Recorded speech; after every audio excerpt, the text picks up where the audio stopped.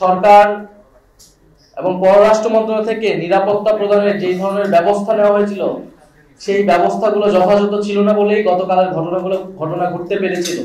ট্রাইব্যুনালের বাইরে যে সাধারণ কোর্টে মামলাগুলো হয়েছে সেখানে জামিন দিয়ে দেওয়া হচ্ছে এবং অনেক আসামিরা জামিন পেয়ে পরবর্তীতে পালিয়ে যাচ্ছে। সরকারের যে সর্বস্তরে ফ্যাসিবাদের দোষররা এখনো রয়ে গেছে তাদেরকে অপসারণ করতে হবে, চিহ্নিত করতে হবে এবং শাস্তির আওতায় আনতে হবে। তার নানা তৎপরতা চালাচ্ছে। আমরা এর আগে জুলাই পদযাত্রায় গোপালগঞ্জে জাতীয় নাগরিক পার্টি নেতৃবৃন্দের উপর হত্যার নীল নকশা নিয়ে যে আক্রমণ, সেই আক্রমণ আমরা দেখেছি। উপদেষ্টা মাহফুজ আলম এবং গণঅভ্যুত্থানের নেতা মাহফুজ আলম এর আগে বিদেশ যখন গিয়ে চেষ্টা করা হয়েছে এবং তারই ধারাবাহিকতায় গতকাল আমরা দেখেছি জাতিসংঘের সাধারণ অধিবেশনে ডক্টর মোহাম্মদ ইউনূস ওনার সফর সঙ্গী হিসেবে 3টি রাজনৈতিক দলের নেতৃবৃন্দদের নিয়ে যাওয়া হয়েছিল এবং এয়ারপোর্ট থেকে বের হওয়ার সময় জাতীয় নাগরিক পার্টির সংগ্রামী সদস্য সচিব আক্তার হোসেন এবং সিনিয়র যুগ্ম সদস্য সচিব ডক্টর তাসলিম জারাকে লক্ষ্য করে ফ্যাসিস্ট আওয়ামীরা হামলা করে এবং ভর্ৎসনা করে। আমরা সার্বিক বিষয় পর্যালোচনা করে বলতে চাই যে এই যে ক্রমাগত হামলা, ষড়যন্ত্র এবং অপতৎপরতা চলমান রয়েছে, সরকারের পক্ষ থেকে উপযুক্ত কোনো ব্যবস্থা আসলে নেওয়া হয়নি। যখন মাহফুজ আলমের উপরে উপদেষ্টা মাহফুজ আলমের উপর আক্রমণ হয়েছিল তখন আমরা বলেছিলাম যে গণঅভ্যুত্থানের নেতৃবৃন্দদেরকে টার্গেট করা হচ্ছে এবং এই ঘটনাগুলোর সাথে প্রশাসনের বিভিন্ন কর্মকর্তা জড়িত।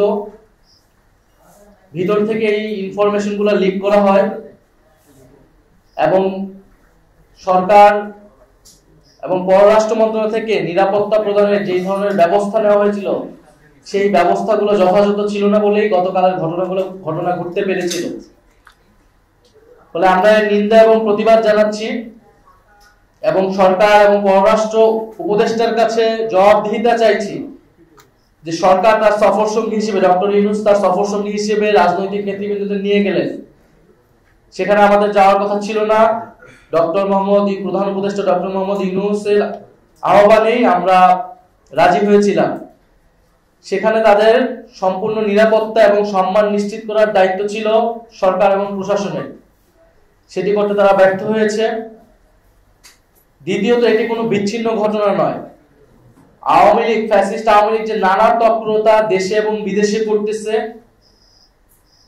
দেশকে অস্থিতিশীল করা, গণঅভ্যুত্থানের নেতৃবৃন্দ, শহীদ পরিবার এবং আহতদের লক্ষ্য করে তাদের আক্রমণ করা, সাইবার জগতে তাদের নিয়ে নানা নেতিবাচক এবং প্রোপাগান্ডা ছড়ানো, এই সকল কিছু যে চলমান রয়েছে তারই ধারাবাহিকতা হিসেবে গতকালকের ঘটনাকে দেখতে হবে।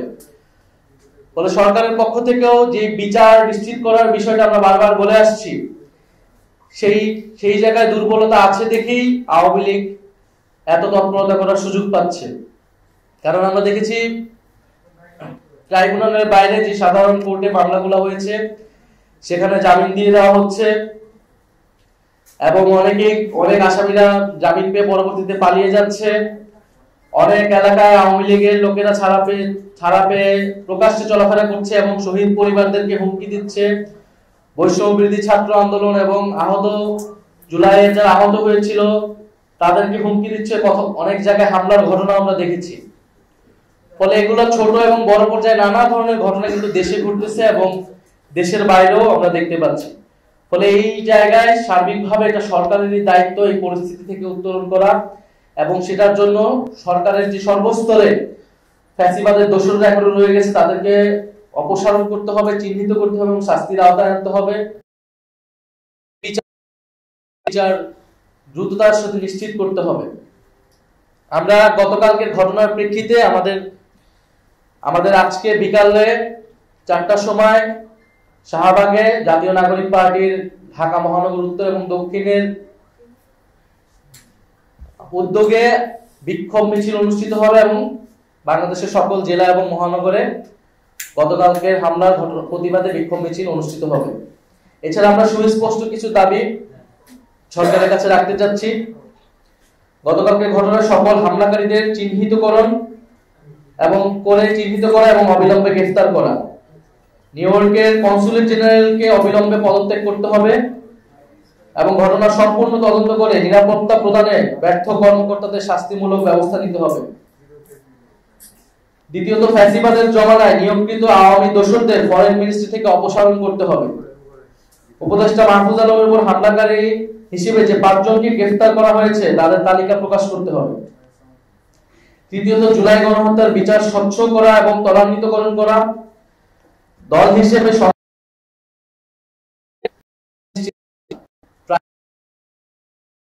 আওয়ামী লীগের বিচার শুরু হয়নি। আমরা ট্রাইব্যুনালের কাছে এটার আবেদন জানাবো এবং সরকারের পক্ষ থেকে যাতে উদ্যোগ নেওয়া হয় যাতে দল হিসেবে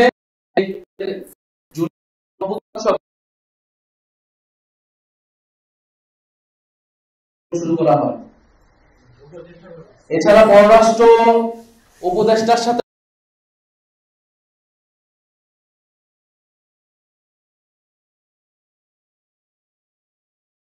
বিভিন্ন সময় দেখছি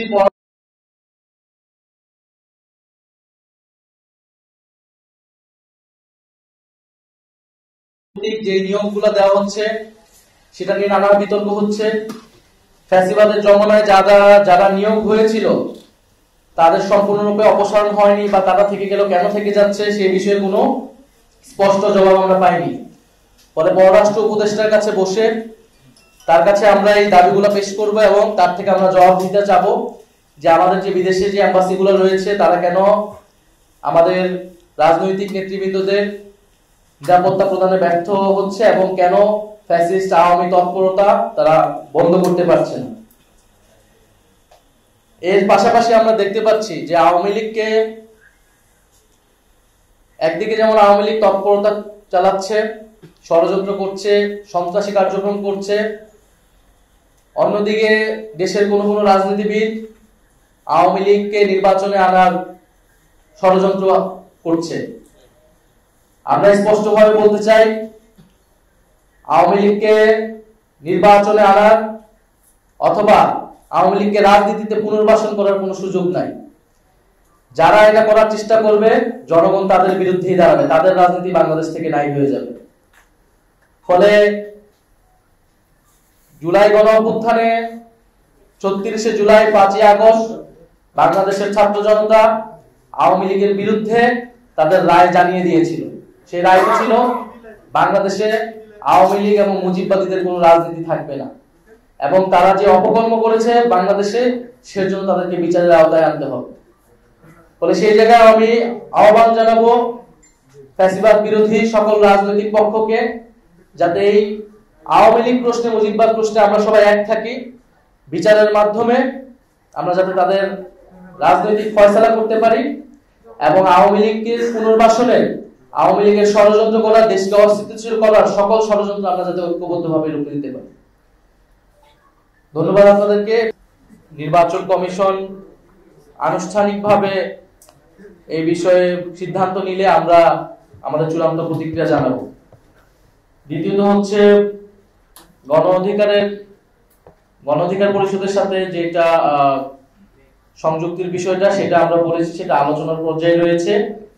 সে বিষয়ে কোনো সিদ্ধান্ত হলে আমরা আনুষ্ঠানিকভাবে আপনাদেরকে জানাবো। আর মির্জা ফখরুল ইসলাম আলমগীরের বক্তব্যের প্রেক্ষিতে আমি এই মুহূর্তে কোনো প্রতিক্রিয়া দিতে চাই না। যেটা আমি আমার বক্তব্য শেষে বলেছি, যে আওয়ামী লীগকে পুনর্বাসন করার রাজনীতি এখন বিএনপি গ্রহণ করে থাকে, তাহলে সেই রাজনীতি বিএনপির জন্য কাল হয়ে দাঁড়াবে। ফলে আমরা বলবো যে বিএনপিকে আমরা গণ অভ্যুত্থানের অংশীদার মনে করি, আমাদের ফ্যাসিবাদ বিরোধী লড়াইয়ের অংশীদার মনে করি। বিএনপি যাতে ভুল রাজনীতি না করে সেজন্য বিএনপির প্রতি আমাদের আহ্বান থাকবে। বাংলাদেশকে নতুন করে গঠন করতে হলে বাংলাদেশের সংস্কার, বিচার এবং বাংলাদেশের পুনর্গঠন প্রশ্নে এখানে আওয়ামী লীগ এবং আওয়ামী লীগ যে সকল বৈদেশিক শক্তির সমর্থনে দেশে ক্ষমতা ছিল, জনগণের বিরুদ্ধে গিয়ে তাদের সাথে আপোষ করে আসলে বাংলাদেশের রাজনীতি করা সম্ভব নয়। আর জাতীয় নাগরিক পার্টি কোনো শক্তি কি শক্তি না, এটা আসলে রাজপথে ভোটের মাঠে জনগণই এটা রায় দিবে। আমরা দেখতে পাচ্ছি যে জাতীয় নাগরিক পার্টি যাতে নতুন শক্তি হিসেবে আবির্ভূত হতে না পারে, সেই জন্য কিন্তু চতুর্মুখী আক্রমণের শিকার আমরা হচ্ছি, গত 1 বছর ধরেই হচ্ছি। কারণ বাংলাদেশের এস্টাবলিশমেন্ট, বাংলাদেশের যারা বাংলাদেশকে নতুন করে পুনর্গঠন করতে চায় না, যারা পুরনো ক্ষমতা কাঠামোকেই রাখতে চায়, এটা শুধু আওয়ামী লীগ না, আওয়ামী লীগের বাইরেও বিভিন্ন শক্তি, তারা কিন্তু চায় না যে তরুণদের একটি শক্তির উত্থান ঘটুক, জাতীয় নাগরিক পার্টির উত্থান ঘটুক। ফলে গত 16 বছর ফ্যাসিবাদ বিরোধী লড়াই যারা করেছেন, নির্যাতিত হয়েছে, তাদের প্রতি আমাদের সমবেদনা রয়েছে, সহমর্মিতা রয়েছে, কিন্তু তাদের নেতৃত্বে গণঅভ্যুত্থান হয়নি। তারা বারবার আহ্বান করার পরেও কিন্তু জনতা রাজপথে নেমে আসেনি। ফলে জনগণ কাদের কথায় নেমে আসবে, জনগণ কাদেরকে সমর্থন করবে, এটা আসলে আমরা ভোটের মাঠে এবং রাজপথে আমরা বুঝতে পারবো।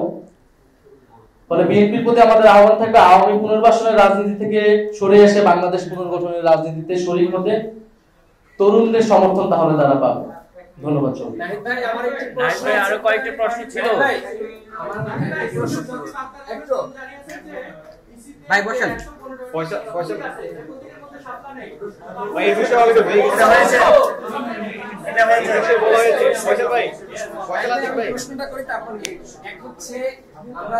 অনেকদিন ধরে দেখছি যে আওয়ামী লীগের বাংলাদেশের বিভিন্ন জায়গায় মিটিং করছে এবং তারা বলছে যে আবার পুনরায় ফিরে আসবে। সেই আলোকে সরকারি আপনি ছিলেন দায়িত্বে সরকারের, সেক্ষেত্রে সরকার কি মদত দিচ্ছে এদেরকে মানে এই পুনরুজ্জীবিত করার জন্য? সেই অংশ হিসাবে কি নিউ ইয়র্কে এরকম ঘটনা ঘটেছে কিনা? আরেকটি পরামর্শ, সেটি হচ্ছে আসলে আপনারা যে কোনো সময় এক এক করে সংবাদ সম্মেলন ডাকেন, এখন 2:30 বাজে, আমাদের না খেয়ে চলে আসতে হয়েছে। এরকম একটু গুছালো ভাবে যদি যায়, যে সকালবেলা বা 11টার সময় দিলে মানুষ আসতে পারে, বা গভীর রাতে অনেক সময় সংবাদ সম্মেলন ডাকা হয়, যেক্ষেত্রে অনেকের আমাদের ঝামেলা হয়ে যায়, কারণ অফিস টাইম বাই করে এইটা একটু মাথায়। নাইট ভাই, আমি ফয়সাল আতিক, বিডি নিউজ থেকে।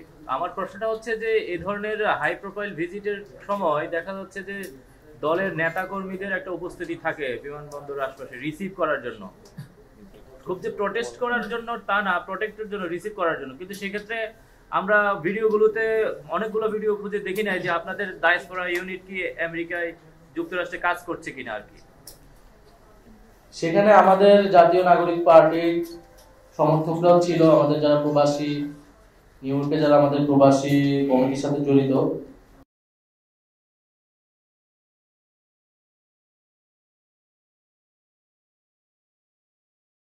আমাদের সমর্থকদের অন্য একটা স্থানে থাকতে বলা হয়েছিল, কিন্তু পরে দেখা গেছে তাদের বের হওয়ার রাস্তাটা ভিন্ন করা হয়েছিল, যেটা আমাদের সমর্থকরা জানতো না। এটা যারা প্রোটোকলে জড়িত ছিল, যারা নিরাপত্তা জড়িত ছিল, তারাই করেছে। এই জন্য আমরা বলেছি যে এই ঘটনার তদন্ত করে যারা নিরাপত্তা মানে ব্যর্থ হয়েছে তাদেরকে শাস্তির আওতায় আনা এবং কনসুলেট জেনারেলকে অবিলম্বে পদত্যাগ করে, কারণ এটা সম্পূর্ণ তার ব্যর্থতার পরিচয়। ফলে সরকারের, আরেক ভাই যে প্রশ্ন করছিলেন, সরকারের ভিতরে আমরা অবশ্যই বলি সরকারের ভিতর থেকেই এই মদতগুলো দেওয়া হচ্ছে। সরকারের এবং প্রশাসনের বিভিন্ন স্তরে যে ফ্যাসিবাদের দোসররা রয়েছে, তাদের ইন্ধনে, তাদের সহযোগিতায় এই ঘটনাগুলো ঘটছে। আর আমরা আসলে আন্তরিকভাবে দুঃখিত, এটা আমাদের আসলে একটা জরুরি সংবাদ সম্মেলন ছিল, এই কারণে ইমার্জেন্সি ভাবে কল করা হয়েছে। আমরা পরবর্তী সংবাদ সম্মেলন ডাকার ক্ষেত্রে আমরা যথাযথ সময় জ্ঞানটা মাথায় রেখেই আপনাদেরকে ডাকবো। এতদিন শুনছি চান্দেও অমাবস্যা লাগে, আজকে দেখলাম সূর্যে অমাবস্যা লাগে।